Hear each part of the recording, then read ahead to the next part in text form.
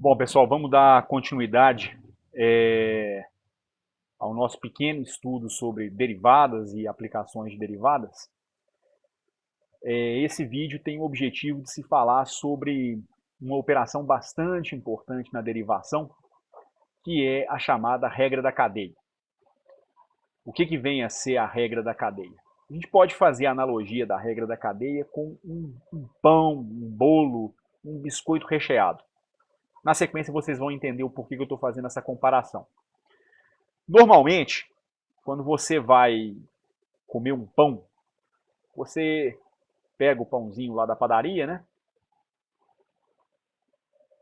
E o pãozinho ele tem mais ou menos um formato como esse aqui, certo? E via de regra, todo pão ele tem duas partes principais, né? Uma externa, que a gente chama de casca, e uma interna, que a gente costuma chamar de miolo. Isso para um pãozinho simples. Você pode fazer pães mais sofisticados. Você pode fazer pães recheados. Então você pode ter a casca do pão, o miolo, um recheio dentro do pão, enfim. O que isso tem a ver com derivadas? O que isso tem a ver com o nosso estudo? A gente vai ver na sequência. A gente vai começar a falar agora sobre derivadas. Vamos colocar o seguinte título para esse nosso encontro de hoje. Como é que a gente vai fazer para derivar pães, entre aspas, bolos e biscoitos recheados, coisas do tipo? Vamos imaginar coisas que têm várias camadas, uma camada aninhada dentro da outra. E eu acho que essa analogia ela vai servir para vocês entenderem de que maneira que a gente vai trabalhar. Bom, eu tentei mostrar nos vídeos anteriores como é que a gente faz derivadas de polinômios bem simplesinhos, né? Cheguei a fazer uma derivada de alguma raiz quadrada, alguma coisa do tipo, mas em geral sempre foram funções bem simplesinhas. Digamos que eu dê para vocês a seguinte função. F de x igual a... vamos colocar o seguinte, vamos pensar na função x ao quadrado mais 6x mais 8. E digamos que eu dê para vocês uma outra função, que é a função seno de x. Então eu estou introduzindo pela primeira vez uma função trigonométrica. Isso não é muito comum em alguns cursos, como é o caso da zootecnia, talvez não seja tão importante, mas para os outros cursos, de uma maneira geral, ter algum traquejo com funções trigonométricas ajuda muito em algumas coisas. Tá certo? E aí, digamos que eu queira fazer a seguinte operação. Digamos que eu queira definir aquilo que eu chamo na matemática, de uma função composta. Digamos que eu queira montar a função f de g de x, que também costuma ser simbolizada da seguinte maneira. F bola g. Então, f bola g ou f de g de x quer dizer a função composta de g em f. E o que isso significa? Bom, digamos que eu quisesse calcular a função f de carrinho.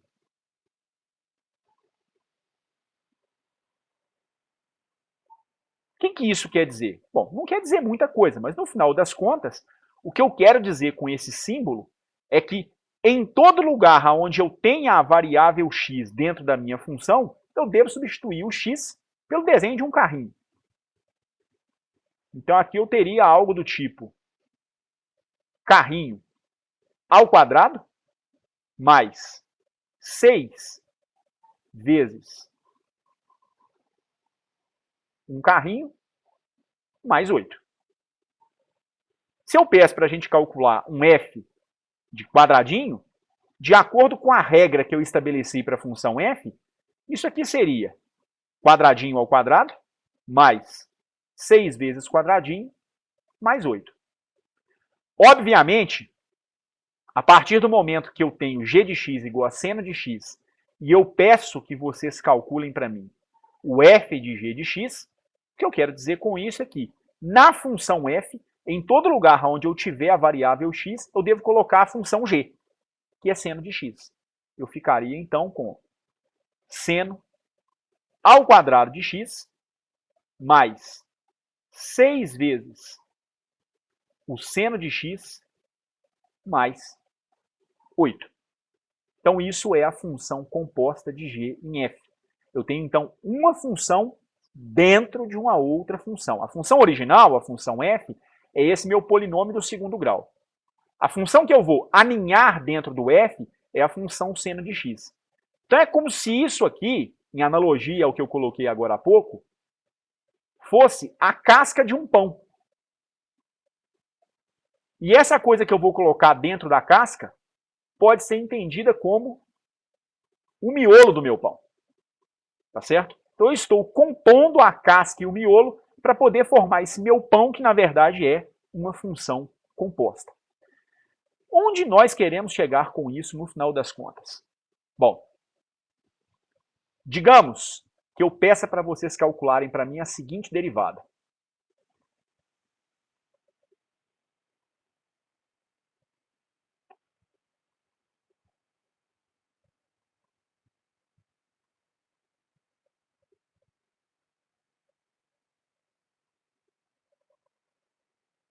Calcular as derivadas de, letra A, uma função y que vai ser igual ao seno da função x.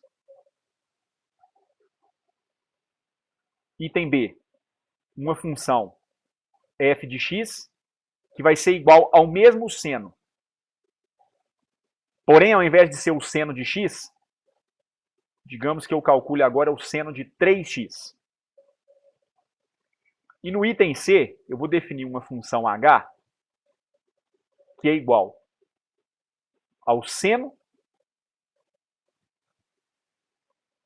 da raiz quadrada de x mais 2.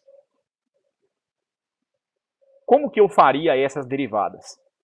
Em especial, o item B e o item C vão ser feitos com esse recurso que a gente está dando o nome de regra da cadeia, que eu vou tentar mostrar nesses dois exemplos como é que funciona.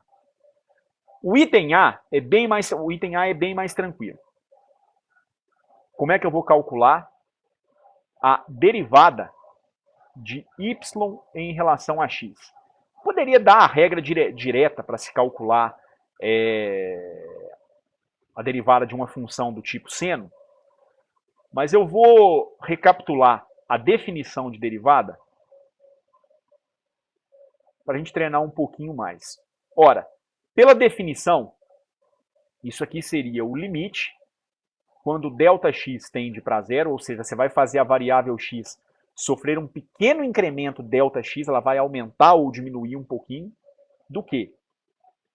Do seno de x mais Δx menos a própria função seno de x dividido pelo valor Δx quando Δx tende a zero. Isso vem do quê? Vem do fato de que a derivada de uma função f em relação a x, ela é o limite, quando Δx tende para zero, da função avaliada num ponto x mais Δx, menos a função avaliada num ponto x, dividido por Δx. Então você pega a função, avalia no ponto onde a variável sofre um pequeno incremento, menos a função avaliada no ponto original, dividido pelo valor do incremento. Tá certo? Como que isso aqui deveria operar? Isso aqui vai funcionar então da seguinte maneira. Isso aqui é o limite, quando Δx tende para zero, do seno de x mais Δx. Como que isso aqui é calculado? Isso é um seno da soma de dois ângulos.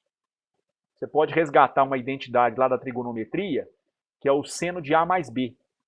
Seno de dois ângulos somados é o seno do primeiro vezes o cosseno do segundo, mais o seno do segundo vezes o cosseno do primeiro. Basicamente isso. Isso aqui então vai me dar o quê? Se o primeiro, o A, vai ser o x, e o segundo, que é o B, vai ser o ΔX, isso aqui vai me dar o quê então? Seno do primeiro, que é seno de x, vezes o cosseno de ΔX. Mais seno do segundo,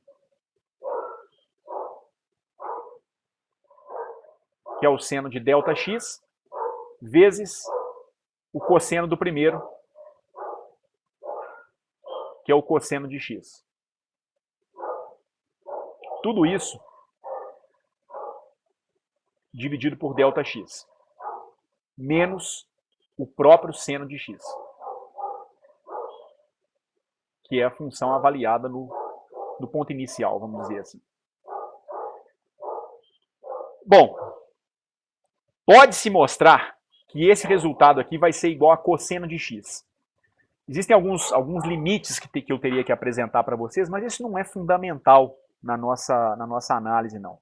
De qualquer maneira, isso aqui poderia ser calculado da seguinte maneira. Como o limite é tomado com ΔX tendendo para zero, eu posso calcular o limite de cada parcela individualmente. Na primeira parcela, eu posso colocar o seno de x fora do limite, porque ele não é dependente do delta de x.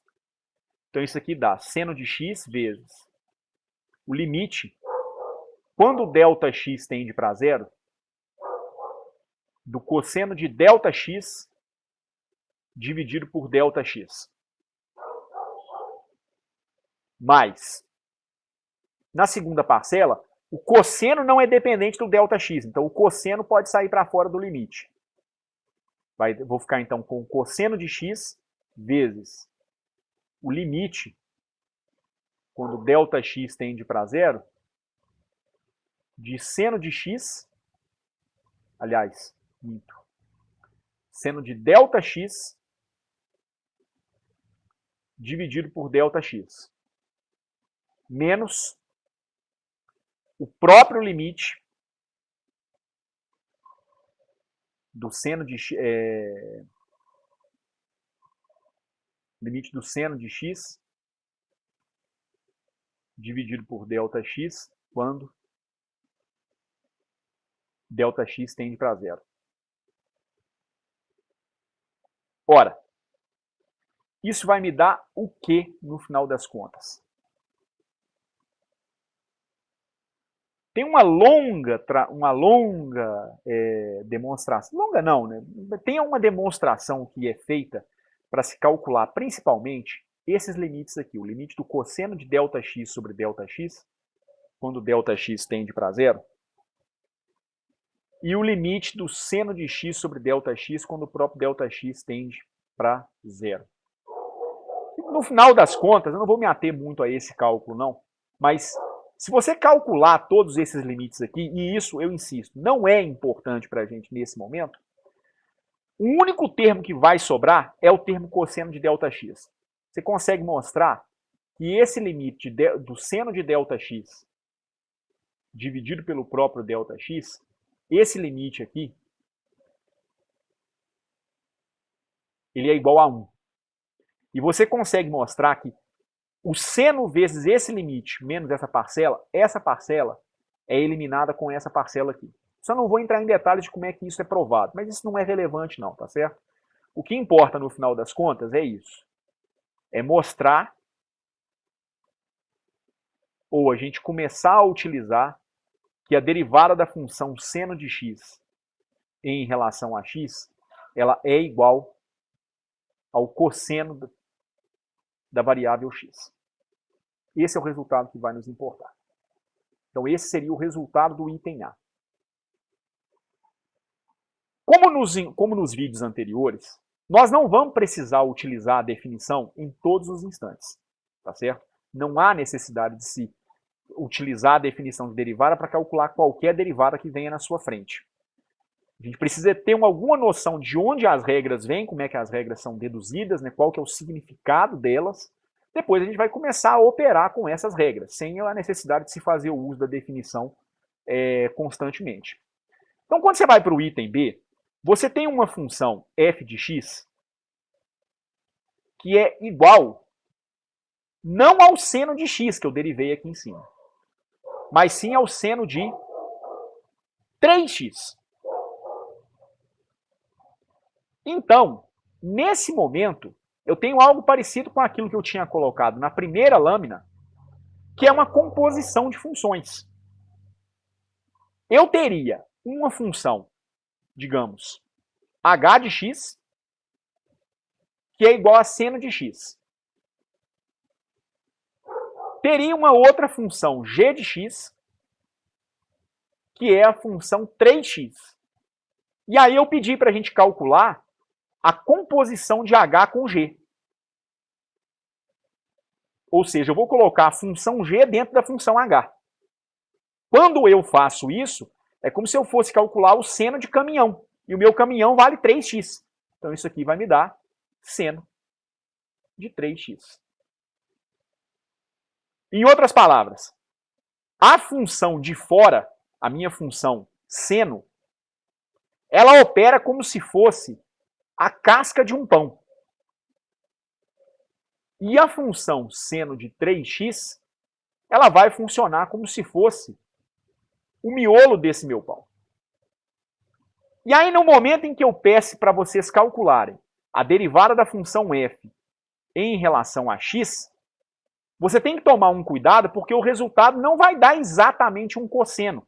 Porque a função que foi derivada não é a função seno de x. É, na verdade, a função seno de 3x. Então, na verdade, a gente pode resumir esse resultado mais ou menos da seguinte maneira. Você vai multiplicar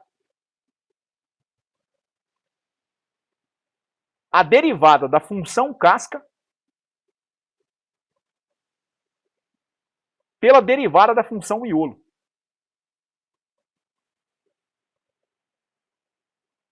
E isso é que vai nos fornecer a derivada que nós realmente queremos encontrar. Vamos sistematizar esse negócio, então, a partir de agora. Eu vou, então, colocar uma nova lâmina e eu vou, então, fazer o seguinte.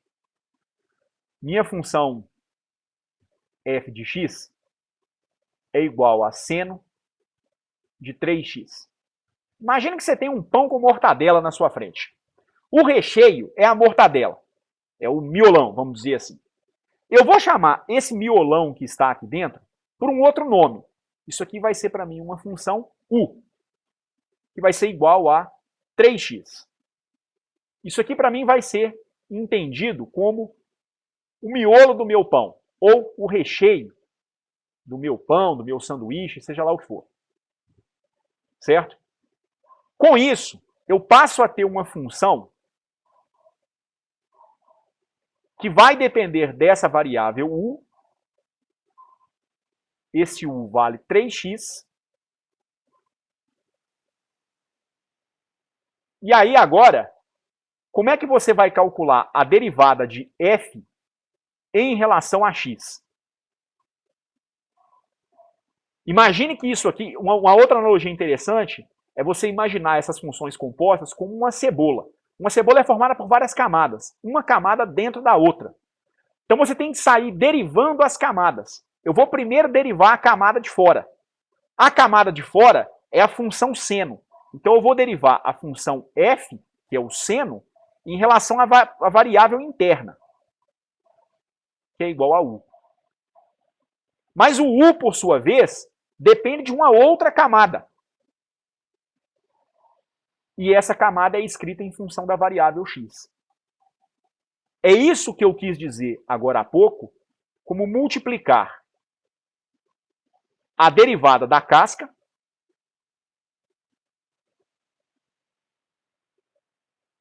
pela derivada do miolo. E isso é que vai me dar o resultado da minha derivada total. Isso vai me dar o que, então? Derivada do seno de U em relação a U, vezes a derivada do próprio U, que é 3x em relação a x. E agora, em cima dessas minhas funções básicas, vamos dizer assim, eu vou utilizar as regras que a gente começou a aplicar. Eu não mostrei de forma rigorosa, mas eu disse, né, em linhas gerais, que a derivada da função seno dá cosseno. Derivada do cosseno de U em relação a U, perdão, de seno de U em relação a U, vai dar cosseno de U. Derivada de 3x em relação a x, a mesma regrinha que a gente viu no vídeo anterior. Você vai pegar a constante multiplicativa e colocá-la para fora da derivada. E aí, na sequência, você deriva o restante, que é a derivada de x em relação a x. Aqui vale a derivada de uma potência, né? A gente já viu nos vídeos anteriores que essa derivada aqui ela é igual a 1. Como o U é igual a 3x, agora você vai escrever tudo em função da variável original. Então, a derivada de f em relação a x ela vai valer 3 vezes o cosseno de U, sendo U igual a 3x.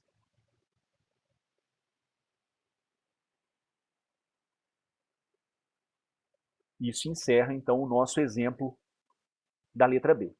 Eu tinha colocado como terceiro exemplo a derivada do seno da raiz de x mais 2. Eu vou até sofisticar isso aqui um pouquinho mais. Vamos colocar isso aqui como sendo x ao cubo mais 2x. Vamos tornar isso aqui um pouquinho mais complicado. Vai ser um pão com mais camadas agora. Vamos pensar dessa forma. Então agora, eu vou trabalhar no meu item C, aonde eu tenho uma função h de x, que é igual novamente a um seno da raiz quadrada de x ao cubo mais 2x.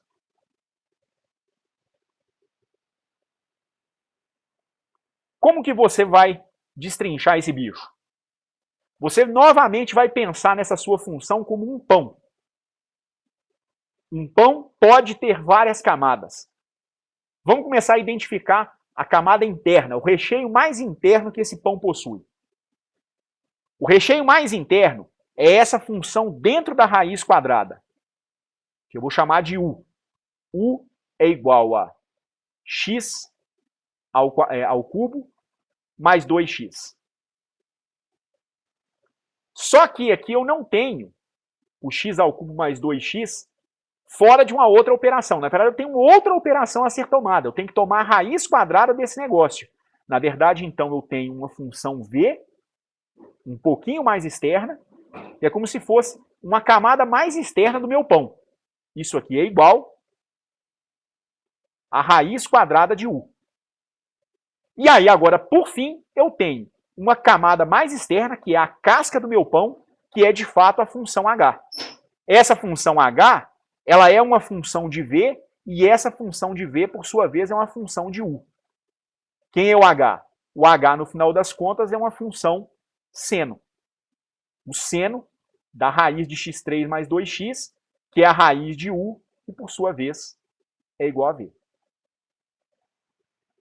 Então, como é que você vai calcular a derivada de h em relação a x? Agora você vai prestar atenção em quantas camadas esse seu pão, esse seu bolo possui. Você tem duas camadas internas dentro da casca, que é a função seno. Então vamos começar a derivar essa casca. A casca é o seno de v. Então isso aqui vai te dar a derivada de h em relação a v. Mas v, por sua vez, depende de u. Então vamos derivar o miolo agora. Isso é a derivada de v em relação à variável dentro da operação, que é o u. Mas o u, por sua vez, é uma outra camada do seu recheio, que depende de x3 e de 2x. Aí agora você vai multiplicar isso aqui por du dx. É como se fosse uma cebola com 3 cascas, 3 camadas. A camada mais interna, onde você tem a casca da cebola. E duas camadas internas. Uma onde tem uma raiz quadrada e uma outra onde tem um polinômio em x. Ok? Como que a gente vai operar isso aqui? Da seguinte maneira. Isso vai ser, então, a derivada em relação a v do que é dependente de v. Seno de v. Vezes a derivada de v em relação a u. Quem é o v enquanto função de u? Raiz de u. Agora, vezes a derivada de u em relação a x. Quem é u enquanto função de x? X ao cubo mais 2x. E aí você vai calcular a derivada de h em relação a x. De que maneira? Derivada do seno de v em relação a v. Derivada do seno sempre dá cosseno como resposta. Então isso aqui vai dar cosseno de v.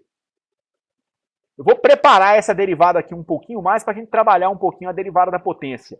Toda raiz quadrada, como a gente viu nos vídeos anteriores, é um símbolo para a potência fracionária 1 sobre 2. Então isso aqui dá a derivada de u elevado a meio, que é o equivalente à raiz quadrada, em relação a u. Vezes a derivada de x3 mais 2x. Derivada de uma soma é a soma das derivadas. Então isso aqui dá a derivada de x3 em relação a x, mais a derivada de 2x em relação a x.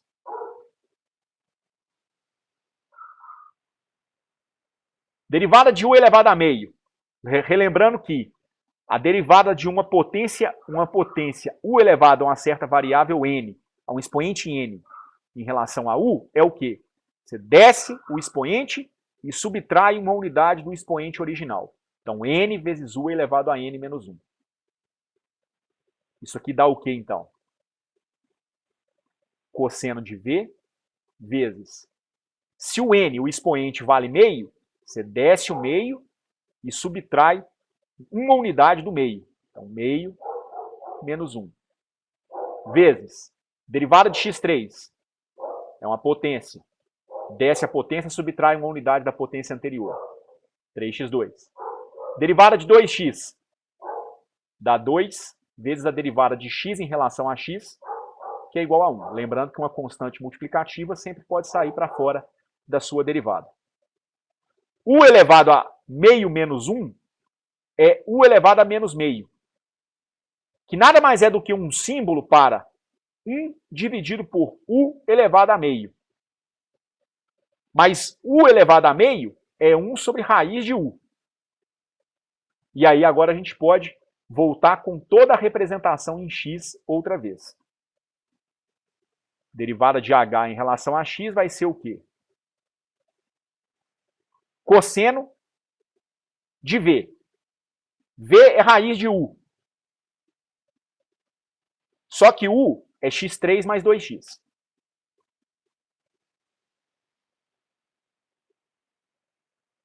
Vezes derivada de v em relação a u. Essa derivada ela vai dar 1 sobre 2, tem esse fatorzinho meio aqui, né? Vezes 1 sobre raiz de u.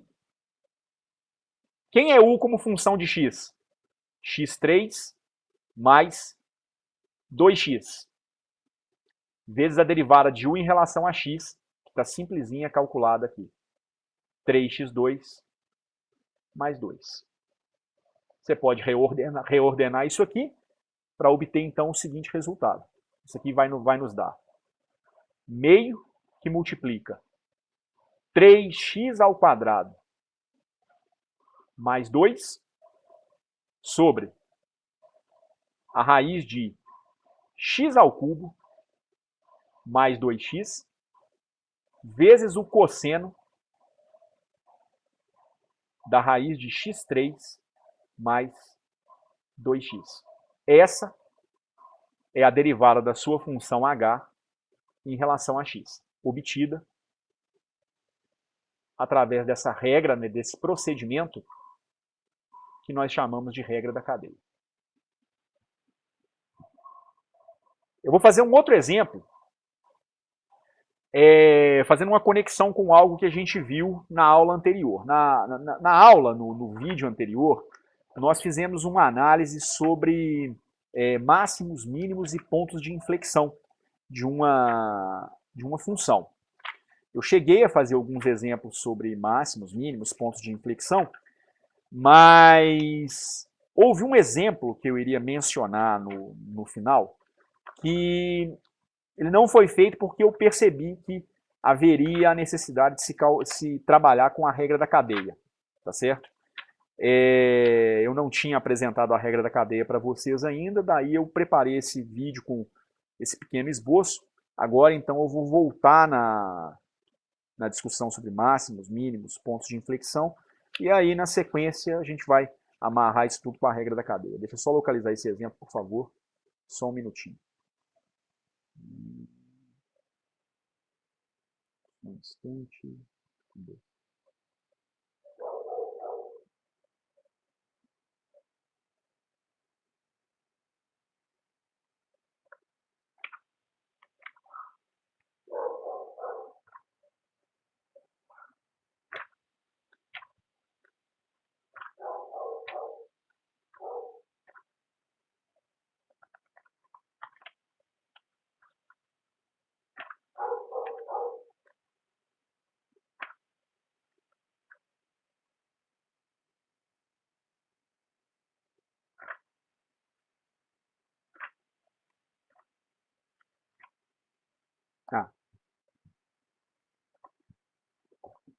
O exemplo é esse aqui. Estava no meu nariz e eu não vi. Desculpe a demora.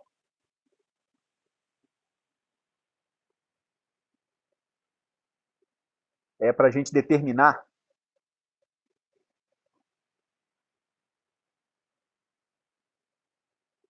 a equação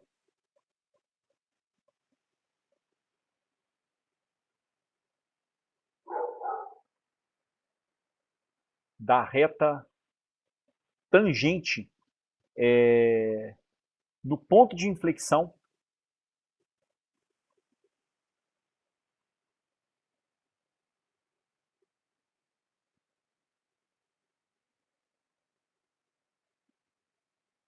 associado a essa curva aqui. Eu tenho uma função y dependente de uma variável x, que é igual a 9, que multiplica raiz de x menos 1. Eu não sei qual é o gráfico dessa expressão, tá certo? Não tenho noção de que gráfico é esse. Mas ele possui um ponto de inflexão. Então, primeiramente, vamos trabalhar na obtenção desse ponto. Lembrando que um ponto de inflexão, assim como um ponto de máximo ou um ponto de mínimo, sempre está associado a pontos onde a primeira derivada se anula. Então, para poder obter um ponto de inflexão, você precisa primeiro, se é que a função possui, é claro, primeiro você precisa calcular a primeira derivada da função e exigir que essa primeira derivada seja igual a zero. Vamos verificar então se isso realmente vai acontecer, tá certo? Vamos calcular a nossa primeira derivada. Vamos calcular a primeira derivada de y.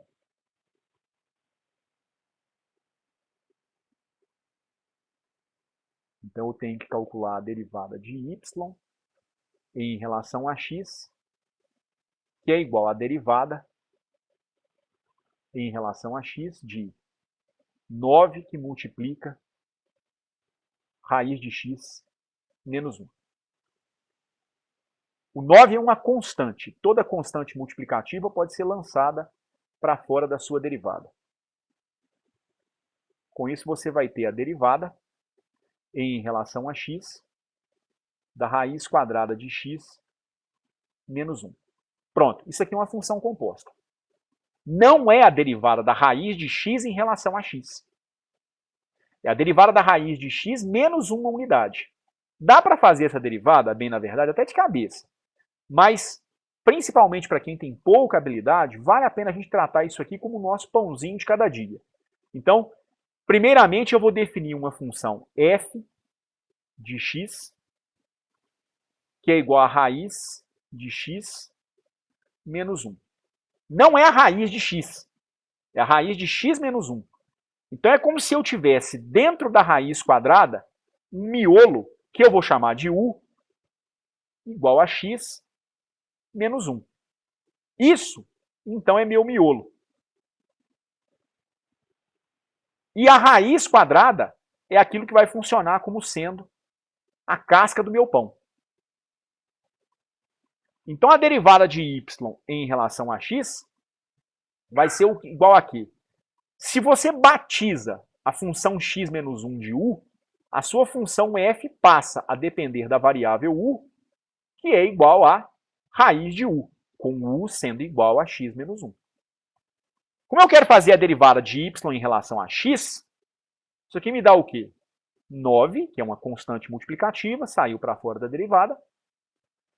Derivada da raiz de u em relação a u vezes a derivada de u em relação a x.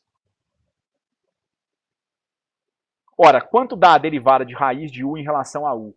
Se você ainda tem dúvidas, lembre-se que raiz de u é um símbolo para a potência fracionária u elevado a 1 sobre 2. Então, isso aqui me daria 9 vezes a derivada de u elevado a meio em relação a u, vezes a derivada em relação a x da sua função u, que vale x menos 1. Acontece que a derivada de x menos 1 em relação a x, ela é a derivada de x em relação a x menos a derivada do termo constante 1 em relação a x. Mas constante é um trem que não varia. Derivada de uma constante é zero. E a derivada de x em relação a x é igual a 1. A rigor, então, eu nem precisaria ter aplicado a regra da cadeia para poder resolver esse problema, porque o resultado é quase que imediato. Mas como treino, vale a pena pensar nesse problema usando a regra da cadeia. Então isso aqui dá derivada de y em relação a x, desculpa, igual a 9 vezes u elevado a meio menos 1 unidade, vezes meio. Você desce o expoente e subtrai uma unidade do expoente original. Isso aqui, então, dá 9 sobre 2. O u vale x menos 1. Isso, então, dá x menos 1 elevado a menos meio, que é meio menos 1 unidade. Que é 9 sobre 2 vezes 1 sobre x menos 1 elevado a meio. A potência negativa no numerador é uma potência positiva no denominador. Prestem sempre atenção nisso. E aí, a sua derivada de y em relação a x, ela é igual a 9 sobre 2 vezes 1 sobre raiz quadrada de x menos 1. Essa aqui, então, é a sua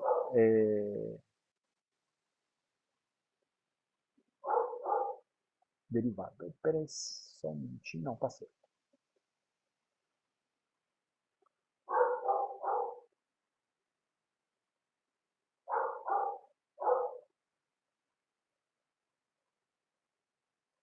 Só confirmar uma coisinha aqui, só um minutinho, gente.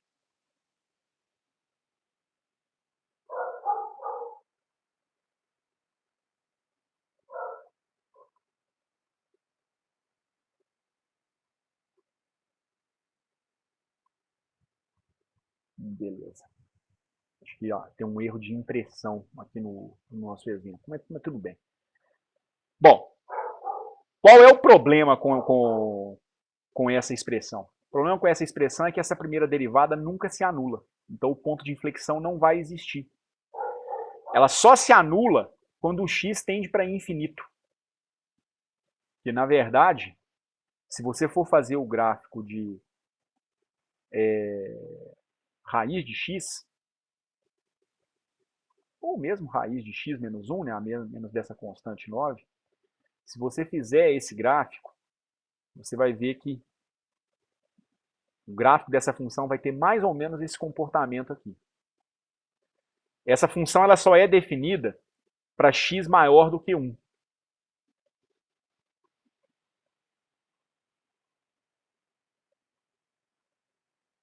Por quê?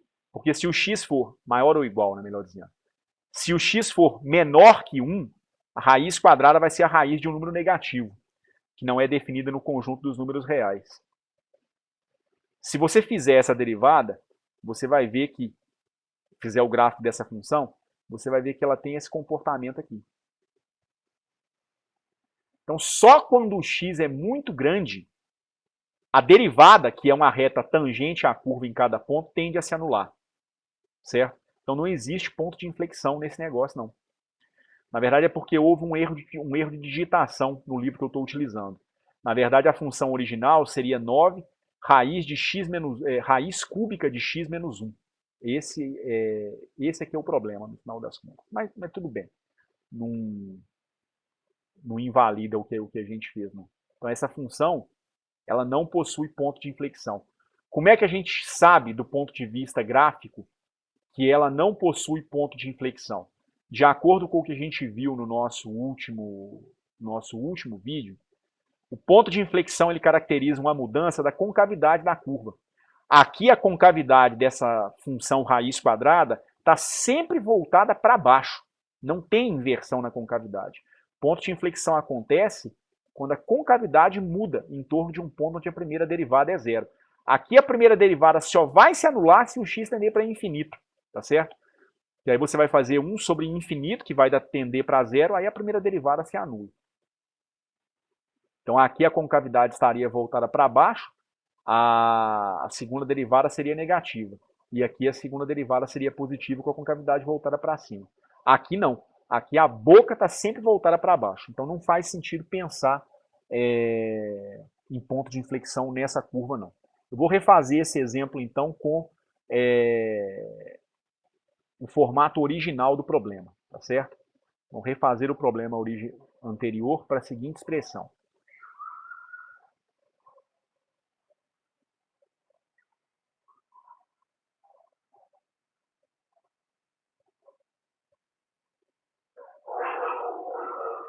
A minha função y de x ela é igual a raiz cúbica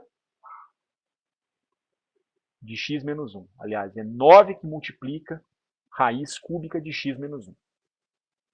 A primeira coisa, então, é calcular a derivada primeira.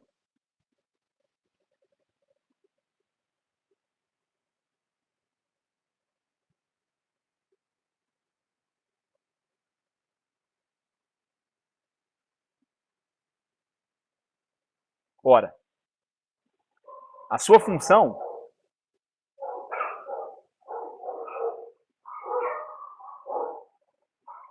é uma composição de funções no final das contas, porque eu posso chamar esse miolo que está aqui dentro da minha raiz cúbica, eu posso definir uma nova função, uma nova variável u, que é igual a x menos 1. Quando eu chamo esse miolo do meu pão de u, a minha função y passa a depender dessa variável u. E isso aqui, então, vai dar 9 vezes raiz cúbica de u. Que pode ser escrito de que maneira? A raiz cúbica também é uma potência fracionária.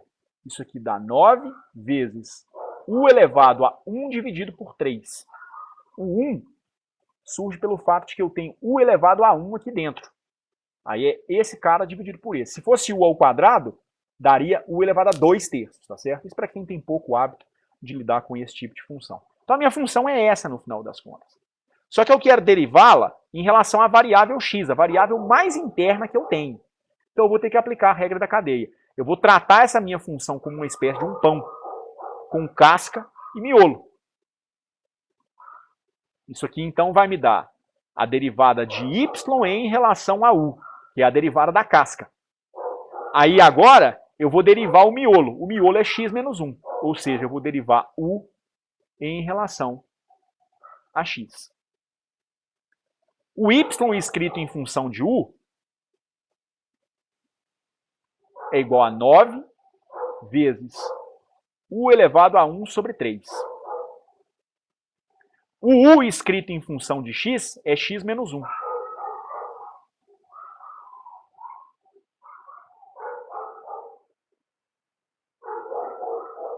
Como é que você vai fazer essa derivada? Da mesma maneira que antes. Isso aqui vai ser igual a constante multiplicativa 9, sai para fora da minha derivada. U elevado a 1/3, você desce o expoente, que é 1/3, e subtrai uma unidade da potência original. U elevado a 1/3 menos uma unidade. Vezes, assim como no exemplo anterior, derivada de x menos 1 em relação a x, ela é igual à derivada de x em relação a x menos a derivada de um termo constante, que é 1 em relação a x. Essa derivada da constante se anula. E a derivada de x em relação a x é igual a 1. Então, essa segunda parcela na minha regra da cadeia retorna apenas 1 como resultado. 9 pode ser simplificado com 3, eu encontro 3 como resultado. Fico com dy dx igual a 3 vezes u elevado a 1/3 menos 1 unidade, se você fizer a continha, vai dar u elevado a menos 2/3. Mas uma potência negativa sempre pode ser interpretada como uma potência positiva no denominador. Então isso aqui pode ser reescrito como 1 sobre u elevado a 2/3. Que tem uma representação mais elegante para a gente, que é a seguinte: u elevado a 2/3 é a mesma coisa que raiz cúbica de u ao quadrado. Então isso aqui dá 3 sobre a raiz cúbica de u, que é x menos 1,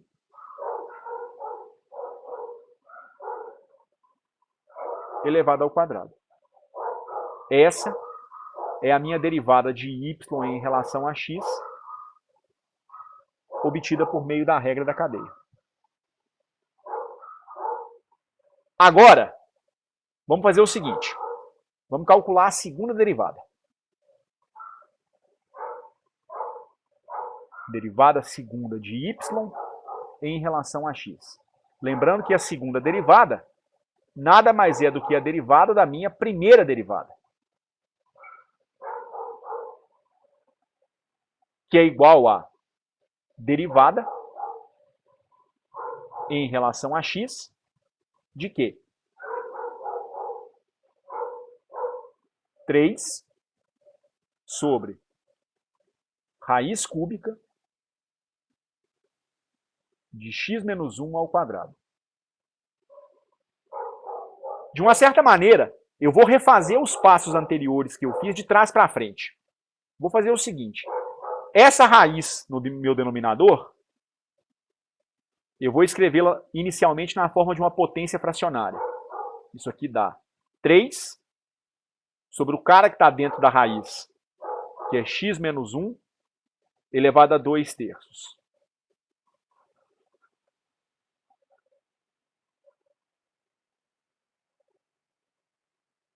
A potência fracionária no denominador, positiva, ela é um símbolo, é uma representação da mesma potência fracionária com um sinal negativo no numerador. Então, ao invés de escrever 2/3, no numerador eu escreveria menos 2/3. Essa é a função que tem que ser derivada. 3 que multiplica x menos 1 elevado a menos 2/3. Como é que a gente vai fazer isso? Vamos tratar isso aqui como um pãozinho recheado outra vez. Eu vou novamente chamar u de x menos 1. E calcular a derivada segunda de y em relação a x vai ser calcular a derivada em relação a u de 3 que multiplica U, que é x menos 1, elevado a menos 2/3. É a derivada da parte interna. Aliás, a parte externa, né? É a potência elevada a menos 2/3. Agora eu tenho que pegar o miolo do meu pão. Eu tenho que derivar o próprio U em relação a x. Só que isso aqui é a derivada de x menos 1 em relação a x. A gente já viu na passagem anterior que essa derivada vai dar 1. E essa outra derivada? É a derivada de uma potência. Você vai, então, descer o expoente, menos 2/3, e vai subtrair uma unidade do expoente original. Então, 1 elevado a menos 2/3 menos uma unidade. Essa é a expressão da sua segunda derivada.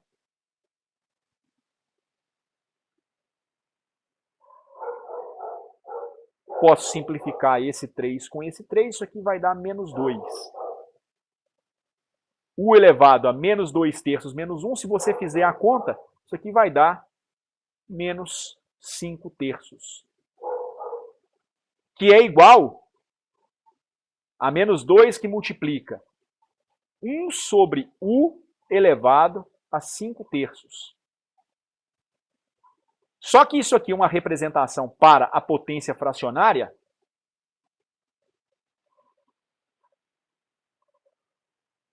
U elevado a 5 raiz cúbica disso. O cara do denominador sempre se torna o índice da sua raiz. Então, isso aqui, se fosse 17, seria uma raiz de ordem 17 de U elevado a quinta. E o U é x menos 1. Então, a sua derivada segunda de y em relação a x, ela dá menos 2 sobre a raiz cúbica de x menos 1 elevado à quinta.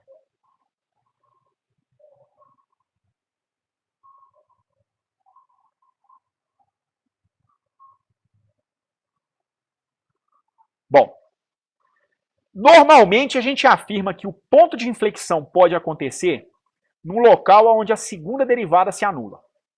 Normalmente isso é verdade. Só que esse é um exemplo em que essa função ela nunca será zero, exceto se o x tender para infinito, que aí você vai fazer uma divisão por um trem muito grande que vai tender para zero. Mas essa expressão ela nunca é igual a zero. Então, eu posso afirmar para vocês que essa expressão nunca será zero.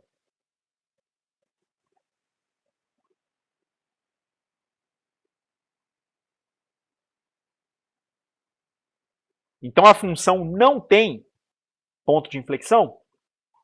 Pode ser que sim, pode ser que não. Vai depender do sinal da segunda derivada. O sinal da segunda derivada ele vai ter que mudar em torno desse ponto x igual a 1. O que a gente percebe é o seguinte: se você pegar o ponto x menos 1, a expressão x menos 1, se você faz os valores de x serem menores do que 1, se o x menos 1 é menor do que 0, você tem o x menor do que 1. Toda vez que o x for menor do que 1, o que vai acontecer é o seguinte: o x menos 1 vai ser menor do que 0. O que isso implica? Isso implica o seguinte: você terá um número negativo elevado à quinta potência. Como a potência é ímpar, todo número negativo elevado a uma potência ímpar, ele continua negativo. Então isso implica que x menos 1 elevado à quinta também será menor do que 0. O que isso implica? Isso implica que a raiz cúbica de x menos 1 elevado à quinta também será menor do que 0. Só que aqui no meu numerador eu tenho o termo menos 2. Então eu tenho um número negativo dividido por um número que, se for menor do que 0, me resultará no outro número negativo. Em outras palavras, se o x for menor do que 1, isso vai implicar que a derivada segunda de y em relação a x, ela será positiva. Por quê? Porque o numerador, que é igual a menos 2, é um número menor do que 0. Esse numerador está dividido por uma expressão no denominador que também é menor do que 0. Quando você divide dois números negativos, o resultado é um número positivo. Esse número é a própria segunda derivada. A derivada segunda ser positiva indica que você tem uma função com a boca, com a concavidade, voltada para cima. Não tenho a menor ideia que gráfico é esse, mas eu posso afirmar que para x menor do que 1, a concavidade da curva vai estar voltada para cima. Mas, e se o x for maior do que 1? Aí tudo vai mudar. Porque se o x for maior do que 1, você vai ter que x menos 1 é maior do que 0. E daí se o x menos 1 é maior do que 0? Um número positivo elevado a qualquer potência, par ou ímpar, ele sempre será positivo. Então, x menos 1 elevado à quinta potência também será maior do que 0. E daí? Qualquer número positivo tem uma raiz cúbica também positiva.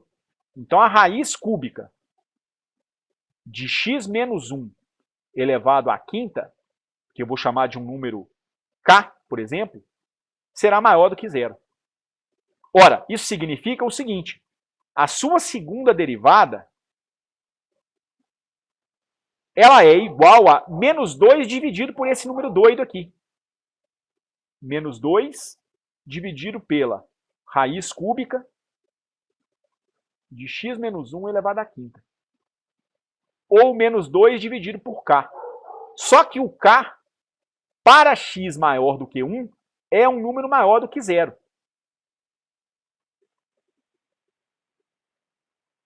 Mas o numerador é negativo. Negativo dividido por positivo dá um número negativo. Em outras palavras, se o x for maior do que 1, a segunda derivada é negativa.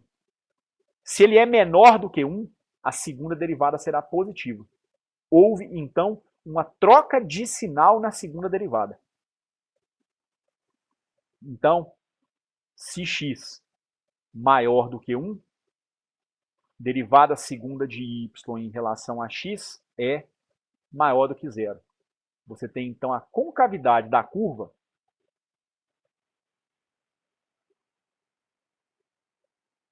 voltada para cima.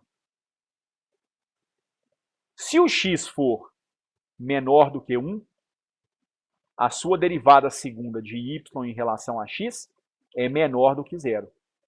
Você tem, então, uma concavidade voltada para baixo.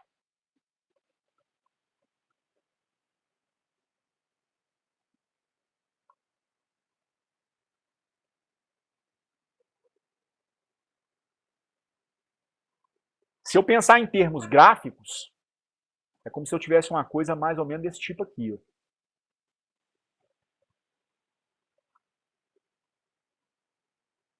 A função que eu tenho é essa aqui. Y igual a 9 raiz cúbica de x menos 1. Quando o x vale 1, a sua função y vale 0. Então a curva fatalmente ela vai passar por esse ponto aqui. Se você tem valores de x menores do que 1, a gente viu que para x menor do que 1, a sua segunda derivada é negativa. Segunda derivada negativa indica concavidade voltada para baixo.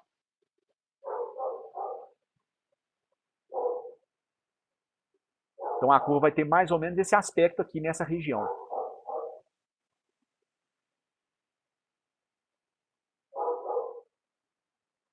Se o x for maior do que 1, você tem a derivada segunda de y em relação a x maior do que 0. O que significa isso? Concavidade a partir de x maior do que 1 voltada para cima. Então você vai ter uma coisa mais ou menos desse tipo aqui. Ó. Nessa região aqui você tem concavidade para baixo porque a segunda derivada é negativa. Nessa outra região aqui para x maior do que 1, a concavidade vai estar voltada para cima, porque a segunda derivada é positiva. Então, nesse ponto aqui, x igual a 1, você não tem o anulamento da segunda derivada, mas você tem um ponto de inflexão, porque houve uma mudança na concavidade da função. É isso que caracteriza o ponto de inflexão, tá certo? Na verdade, a segunda derivada aqui, a segunda derivada ela até tende para infinito, né? Porque ela varia com a raiz de x menos 1 à quinta, né? Você faz o x igual a 1, esse negócio vai tender para infinito. A primeira derivada também é zero. Não é à toa que se você traçar uma reta tangente à curva nesse ponto aqui, certo? Essa reta tangente, deixa eu fazer aqui direitinho, essa reta tangente ela vai fazer um ângulo de 90 graus com o eixo x. Uai, e daí? Daí que, se o ângulo da reta tangente é de 90 graus, a inclinação tende para infinito. Porque se você pegar uma tabela de valores trigonométricos, você vai ver que a tangente de 90 graus, ela tende para infinito. Ela não é bem definida, bem na verdade. Então a inclinação está tendendo para infinito. Certo? Então o ponto com coordenadas x igual a 1 e y igual a 0 na função original é para nós um ponto de inflexão.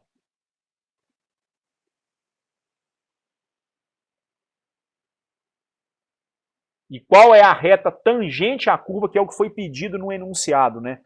A reta é a reta x igual a 1. A equação da reta tangente é essa aqui. Ela passa para qualquer valor de y, o x sempre está valendo 1. Então, a equação da reta tangente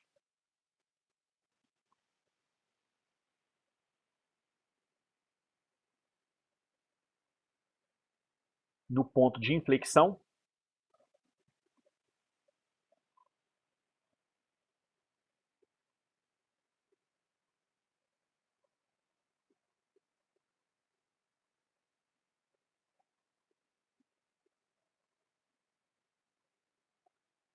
é a reta x igual a 1. É uma reta que não tem nenhum outro valor a não ser o valor x igual a 1. Todos os valores de y sempre rebatem x igual a 1 como resposta, tá certo? Então isso aí é que resume no final das contas a resposta do problema. O que ele realmente queria era encontrar isso aqui, mas o que é mais importante é perceber o que é o ponto de inflexão nesse caso, né? É esse ponto onde você tem uma mudança na concavidade da sua função, ok? Dando então continuidade, vamos fazer um último exemplo que é esse aqui.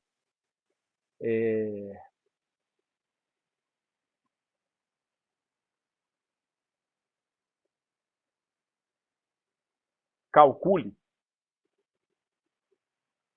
a derivada de y em relação a t se y é igual a x ao quadrado e x vale 3t. Você pode até fazer a substituição direta, mas como é que você vai fazer isso seguindo a regra da cadeia? Ora, isso aqui é uma composição de funções. Você tem uma função y de x que é igual a x ao quadrado. Você tem que x é igual a 3t. Então, como é que eu faço para calcular a derivada de y em relação ao parâmetro t? Você vai fazer primeiro a derivada da casca, que é a derivada de y em relação a x. E na sequência você vai se lembrar que x é função de t, e você quer derivar o y em relação a t. Agora você faz então dx dt. Você vai ter, então, a derivada em relação a x de quem? Derivada de y em relação a x é a derivada de x2. Vezes a derivada em relação a t da função 3t. Derivada de y em relação a t dá o quê? Derivada de x2 em relação a x, 2x. Desce o expoente e subtrai uma unidade da potência original. O 3 é uma constante, sai para fora da sua derivada. Sobraria a derivada de t em relação a t. Aí não importa, gente, se é x, se é u, se é v, né? Pode ser, por exemplo, derivada de boi em relação a boi. Se a variável que aparece em cima é igual à variável de derivação, isso aqui vai dar 1 como resposta. Então a derivada de t em relação a t também dá 1, não importa se trocou x por t, ok? Então aqui dá 2x vezes 3. Como o x vale 3t, isso aqui dá 2 vezes 3t vezes t. dy dt dá, então, 18 vezes t. Ok? É mais um exemplo que ilustra como é que você emprega a regra da cadeia para esse tipo de derivada. Ok? Bom, eu vou encerrar esse vídeo por aqui, tá certo? A gente pode tornar a coisa, então, como vocês podem perceber, um pouquinho mais sofisticada. Eu não acho que vocês vão precisar, no curso de Fundamentos de Mecânica, de coisas mais complicadas do que a gente viu no encontro de hoje, mas ter algum traquejo com a regra da cadeia, com certeza vai ajudar na solução de alguns problemas, tá certo? Espero que tenha sido útil, espero que vocês gostem, tá certo? Eu vou, então, produzir então, um último vídeo onde eu vou sair da operação de derivada. Eu vou, então, mencionar algumas coisas relativas à operação inversa da derivada, que é a operação de integração, tá certo? Então, até o próximo vídeo, tá certo? Espero que vocês tenham gostado, espero que seja útil, tá bom? Um abraço para vocês. Qualquer coisa, vocês entrem em contato, façam contato com a gente, apareçam sempre nos horários de atendimento, tá bom? Um abraço para vocês, até mais.